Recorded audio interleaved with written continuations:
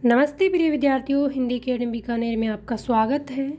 हम पढ़ रहे हैं कक्षा 10 की क्षितिज पुस्तक, जिसमें हम 8 चैप्टर कंप्लीट कर चुके हैं। आज हमारा चैप्टर नंबर 9 है।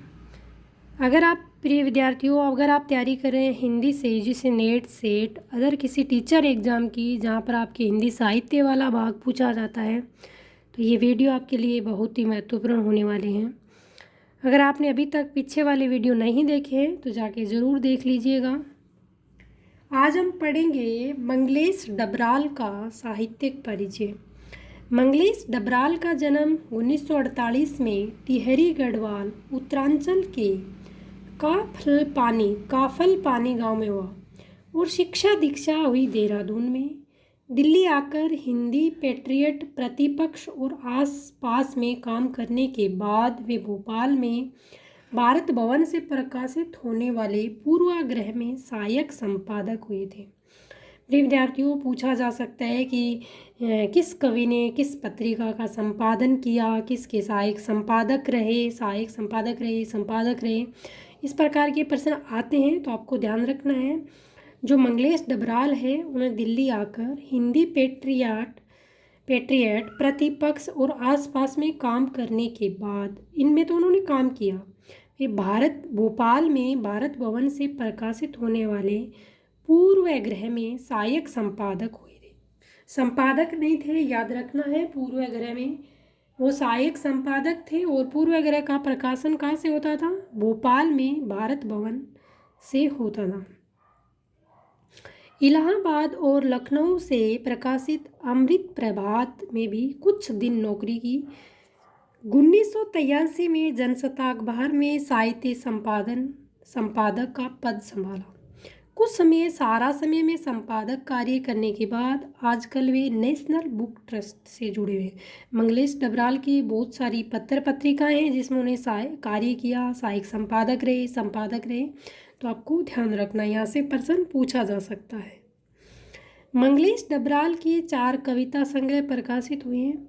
पहाड़ पर लालटेन, घर का रास्ता, हम जो भी देखते हैं, आवाज़ भी एक जगह। प्रिय विद्यार्थियों, इतने कवि हैं हिंदी साहित्य में, इतनी उनकी रचनाएं हैं, उनकी जन्म दिनांक, उनकी पत्र पत्रिकाएं याद रखना वैसे तो पॉसिबल नहीं है, इतनी चीज़ें में याद भी नहीं रहती है, परंतु उनके याद करने का सबसे अच्छा तरीका है, आप एक तरफ कवि का नाम लिखिए, एक तरफ उनकी रचनाएं लिखिए, पत्र पत्रिकाएं लिखिए और आप उनको बार बार पढ़िए।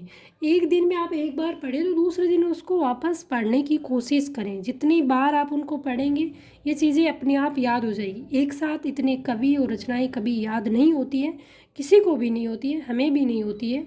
तो प्रिय विद्यार्थियों, याद करने का कोई शॉर्टकट तरीका नहीं है, एक ही तरीका है, इनको बार बार रिवीजन करते रहिए। जैसे जैसे आप बार बार मंगलेश डबराल को आप 3-4 बार पढ़ोगे तो उनकी रचनाएं आपको अपने आप याद हो जाएगी और आप जब ऑप्शन देखिए अपने आप ही पर्सन को निकाल लेंगे।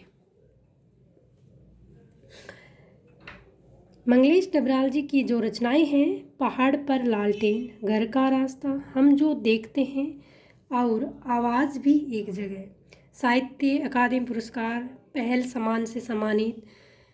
मंगलेश की ख्याति अनुवादक के रूप में भी है, मतलब अनुवादक का रूप है, किसी खुद की रचनाएं भी उन्होंने रची और किसी रचना का अनुवाद भी किया। मंगलेश की कविताओं के भारतीय भाषाओं के अतिरिक्त अंग्रेजी, रूसी, जर्मन, स्पेनी, पोलस्की और बुल्गारी भाषाओं में भी अनुवाद प्रकाशित हो चुके हैं। मंगलेश की कविताओं का इन भाषाओं में प्रकाशन हो चुका है। कविता के अतिरिक्त वे साहित्य, सिनेमा, संचार माध्यम और संस्कृति के सवालों पर नियमित लेखन भी करते हैं। कविता के अलावा भी वो किस पर लिखते हैं? सिनेमा जगत में, संचार माध्यम, संस्कृति के सवालों पर नियमित लेखन भी करते हैं। मंगलेश की कविताओं में सामंती बोध एवं पूंजीवादी छल छदम दोनों का प्रतिकार है। ये लाइन देके आपसे पूछ सकते हैं कि किसकी रचनाओं में सामंती बोध एवं पूंजीवादी छल छदम दोनों का प्रतिकार है? तो आपको याद रखना है, ये मंगलेश डबराल की कविताओं में ये देखने को मिलता है। ये प्रतिकार किसी शोर शराबे के साथ नहीं बल्कि प्रतिपक्ष में एक सुंदर सपना रचकर करते हैं। उनका सौंदर्य बोध सूक्ष्म और भाषा पारदर्शी है। ये मंगलेश डबराल जी का साहित्यिक परिचय था। यहाँ पर उनकी एक कविता दे रखी है, उसके बारे में हम देख लेते हैं।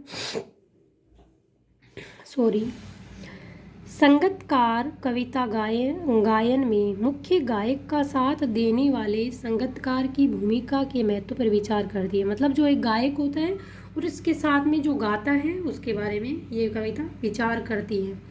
दृश्य माध्यम की प्रस्तुतियों जैसे नाटक, फिल्म, संगीत, नृत्य के बारे में तो ये सही है। हम समाज और इतिहास में भी ऐसे अनेक प्रसंगों को देख सकते हैं जहाँ नायक की सफलता में अनेक लोगों में महत्वपूर्ण भूमिका निभाई। कविता हमें ये संवेदनशीलता विकसित करती है कि उनमें से प्रत्येक का अपना अपना महत्व है और उनका सामने न आना उनकी कमजोरी नहीं, मानवीयता है। संगीत की सूक्ष्म समझ और कविता की दृश्यात्मकता इस कविता को ऐसी गति देती है मानो हम इसे अपने सामने घटित होता देख रहे हों। इस प्रकार उन्होंने यहाँ पर संगतकार कविता के बारे में बताया है।